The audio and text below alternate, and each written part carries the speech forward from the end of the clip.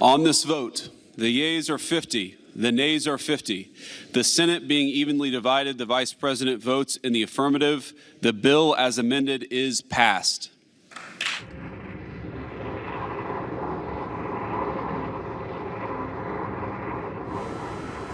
So there you have it. The so-called big, beautiful bill is now past the Senate floor. As close as it gets, a 50-50 vote here with Vice President JD Vance casting that tie-breaking vote.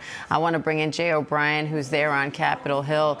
Jay, you heard the Vice President there say as amended. The bill as amended has passed. They've just gone through this more than 24-hour vote-a-rama, presenting and voting on a number of different amendments here. So what does this bill look like compared to the House version, and what kind of hurdles does it now face going to the House? Yeah, Diane, just very quickly, the vote count here, we did have 3 Republican senators vote against this, and it's why J.D. Vance had to come in and break the tie. They are Susan Collins of Maine. We expected her to vote against this. She has serious issues with the Medicaid cuts in this bill and also the cuts to SNAP food assistance. Also, Tom Tillis, who you had heard about yesterday and over the weekend, who had his own issues with the Medicaid cuts in this bill, and Rand Paul, who had fiscal issues with this bill and the fact that it raises the debt ceiling. So those were the 3 Republican no votes. But one notable Republican who voted yes was Lisa Murkowski of Alaska. And when you talk about those backroom deals, passage of this bill at the 11th hour here, after more than 26 hours of a vote-a-rama,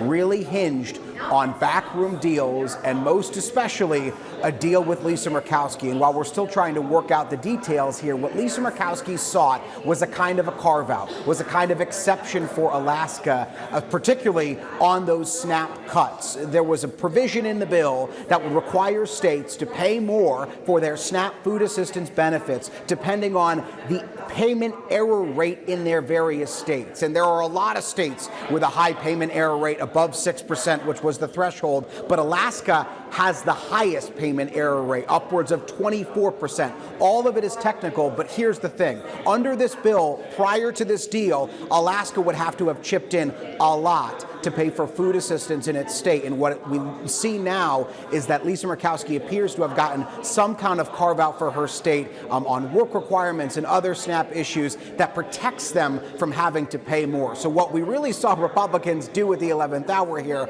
was make a carve-out largely for Lisa Murkowski, although it likely will apply to some other states, but largely for Lisa Murkowski on SNAP payments to get her to flip from a holdout to a yes. And Jay, talk about the political pressure surrounding this vote. On the one hand, you have President Trump, who was calling up some of these senators, speaking to them directly, threatening to back primary candidates against them the next time they run for re-election. And then you have Elon Musk now also rejoining the debate, saying that he will fund opponents for anyone who votes to support the bill. And overall, you have a lot of people in the Republican Party who ran on platforms of being fiscally conservative.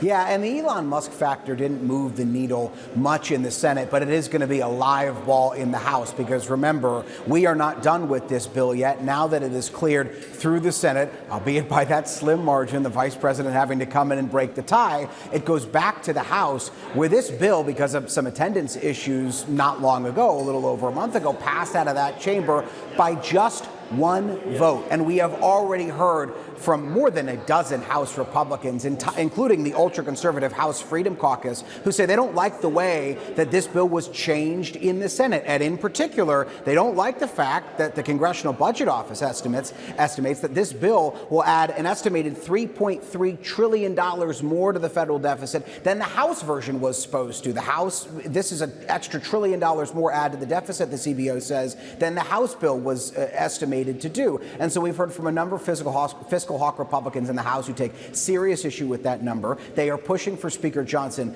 to slow down here, not try to bring this to a vote by Friday. We're also hearing messaging from some moderate House Republicans as well to that effect, who don't like, for instance, the Medicaid cuts in this bill and the changes that were made to that effect in the Senate. And so the question facing Speaker Johnson here is, does he still commit to that July 4th deadline? Does he try to hurdle to a vote here in the House by Friday, try to get this passed and on the president's desk by Friday? Or does he kind of bend to the pressure that we're seeing, particularly from his right flank, and try to slow this process down? And by the way, that was even more complicated today, Diane, because President Trump told our colleague Rachel Scott that he was somewhat uncommittal on that July 4th deadline, despite the fact that he had been pressuring for weeks now both chambers of Congress to get this bill through and onto his desk by Independence Day. All right, Jay O'Brien on Capitol Hill for us. Jay, thank you.